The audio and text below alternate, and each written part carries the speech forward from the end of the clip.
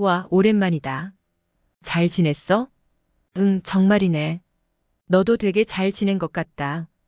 두 남녀가 마주보고 서서 안부를 나누고 있습니다. 서구적인 미모를 뽐내는 외국인 여성과 아주 잘생긴 한국인 남성입니다. 분위기를 보아하니 아무래도 전에 애인 사이였던 것 같은데요. 실제로 그들은 몇 년 전에 영국에서 사귀었다가 한국에서 다시 마주친 상황입니다. 남자도 남자지만 여자가 특히 감정이 복잡해져서 미묘한 표정을 숨기지 못했는데요. 인사를 마치고 돌아서는 순간 여자는 왈칵 눈물을 터뜨리고 말았습니다. 과연 그들 사이에서는 무슨 일이 있었던 것일까요? 한번 자세히 알아보도록 하겠습니다. 해당 사연은 영국인 엠버 씨의 SNS 내용을 바탕으로 재구성된 스토리입니다. 안녕하세요. 저는 영국 런던에 사는 엠버라고 합니다. 최근에 참 안 좋은 일이라고 해야 할까요? 씁쓸한 일이라고 해야 하나? 그런 일을 겪어서 많은 생각을 하게 되었네요. 그 마음이 아직 정리가 안 되었는데 구구절절 쓰고 나면 좀 정리가 될까 싶어서 저의 경험담을 공유하기 위해 컴퓨터 앞에 앉았습니다. 이 이야기를 하기 위해서는 제가 20대 후반일 때로 거슬러 올라가야 하는데요. 저는 28살이었고 가장 친하게 지내던 친구 데이지가 있었어요. 물론 그녀와는 지금도 친하게 잘 지내고 있습니다. 지금은 데이지가 결혼을 해서 그때만큼 친하게 지내지 못하지만요. 물론 저도 결혼을 했었습니다. 했었고 이혼도 했죠. 제 평생의 반려자라고 생각했던 남자가 사실은 그렇지 않다는 것을 알고 이혼했었습니다.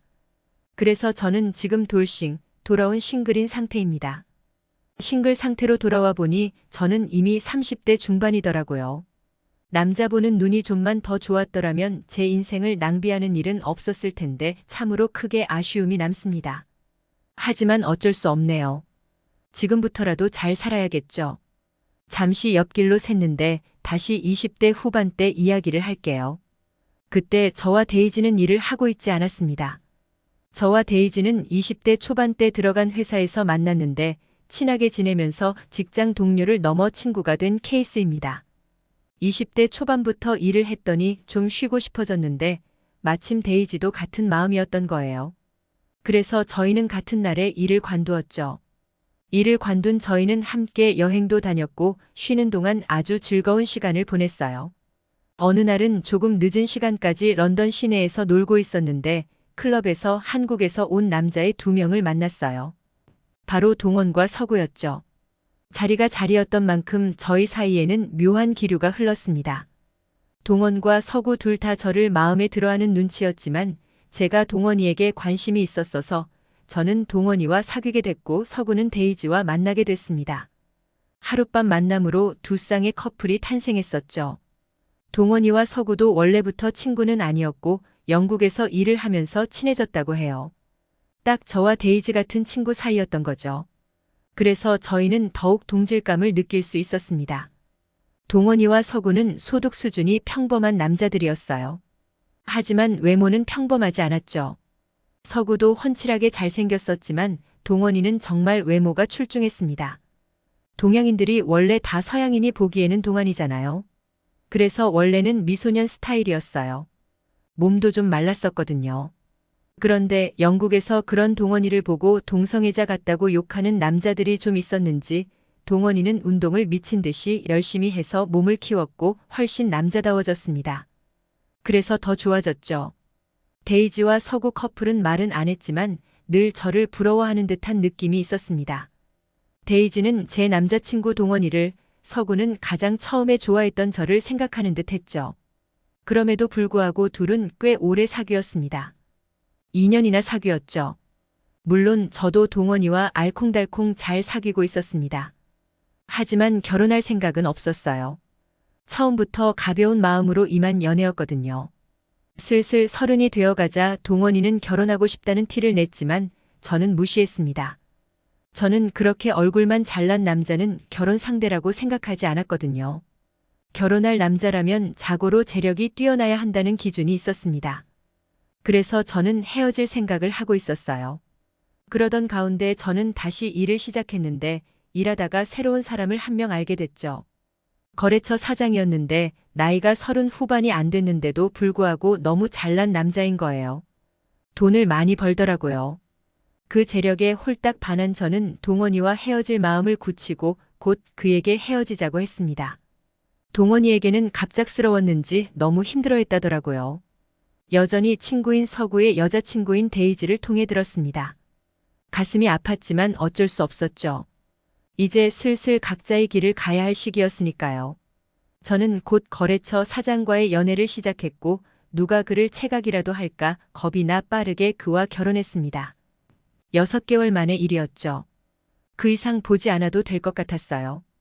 그에게는 문제가 없었거든요. 결혼식장에 동원이는 오지 않았습니다. 애초에 청첩장을 보내지도 않았지만 데이지에게 들어보니 동원이는 영국을 떠났다고 하더라고요.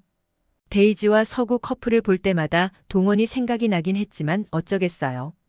잘 살아야죠. 신혼생활은 행복했습니다. 그런데 그 행복은 오래 가지 못했습니다. 불과 2년 만에 산산조각이 났습니다. 남편의 사업이 쫄딱 망해버렸기 때문이죠. 망하기만 하면 다행일 정도였어요. 빚더미에 나앉게 된 수준이었죠. 집안의 거의 모든 재산을 압류당했고 그렇게 궁전 갔던 집에서 내쫓겼습니다. 후진 아파트라도 구해 들어가 살았는데 저희는 저희가 처한 상황 때문에 매일을 싸우면서 보냈어요. 큰 소리를 내며 싸우던 어느 날 제가 귀청 찢어지도록 소리를 질렀더니 남편이 화를 못 참아서 의자를 집어드는 겁니다. 그걸로 저를 때리려는 듯 했을 때 저는 이건 아니라는 생각이 들었고 그때 정신이 번쩍 들었죠. 더는 그런 놈이랑은 못 산다는 판단을 했고 일단 도망쳤어요. 그리고 어렵게 이혼 서류를 받아냈고 저희는 갈라섰습니다. 정말 괴로운 시절이었어요. 저는 다시 일자리를 구해 일을 하면서 제 밥벌이만이라도 해나갔습니다. 그때 데이지와는 연락을 안 한 지가 오래된 상황이었는데 문득 그녀가 생각나서 연락을 해봤더니 아직도 서구와 만나고 있고 서구를 따라 한국에 갔다고 하더군요. 우리 이제 슬슬 결혼할 거야. 한국에서 할 건데 오지 않을래? 그렇구나. 축하해. 결혼식 날짜 나오면 알려줘. 그때 갈게. 몇 년 전에 저는 허세에 부풀어 남들을 우습게 보기만 했었는데 결과적으로는 그들이 저보다 훨씬 행복하게 잘 살고 있었던 거더라고요. 저는 참회의 시간을 보내고 그때부터는 겸손하게 살기 시작했습니다. 그리고 곧 데이지로부터 연락이 왔죠. 결혼식 날짜가 나왔으니 참석해달라고요. 결혼식은 반년 뒤에 열리더군요. 그때 비행기 표를 미리 구해놓았습니다. 시간은 흘러서 데이지의 결혼식이 코앞으로 다가왔죠.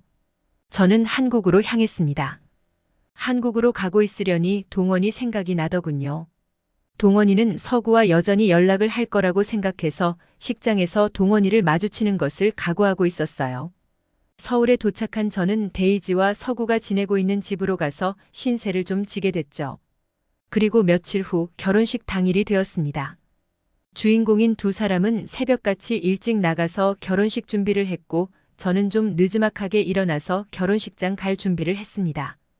결혼식장에 가서 멋지게 꾸민 서구와 아름다운 신부가 된 데이지를 만날 수 있었습니다.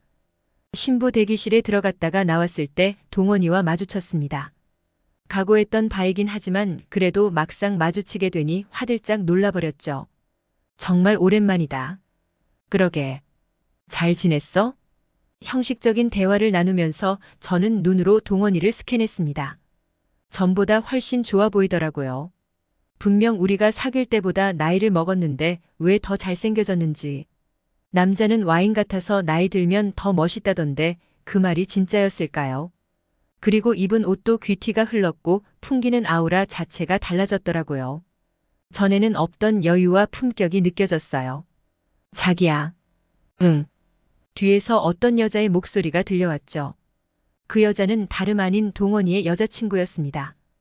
그녀는 한국인이었는데 그녀도 정말 예쁘게 생겼더라고요. 저와는 다르게 동안 페이스였고 좋은 기운을 발산하는 여자였어요. 여자는 곧 동원이 옆에 와서 팔짱을 꼈고 저에게도 밝게 인사하더라고요. 누구셔? 친구? 응, 친구. 아무래도 전 애인이라고 말할 수는 없는 노릇이었으니까요. 그들과의 인사를 마친 뒤 저는 서둘러 화장실로 뛰어갔습니다. 갑자기 눈물이 났거든요.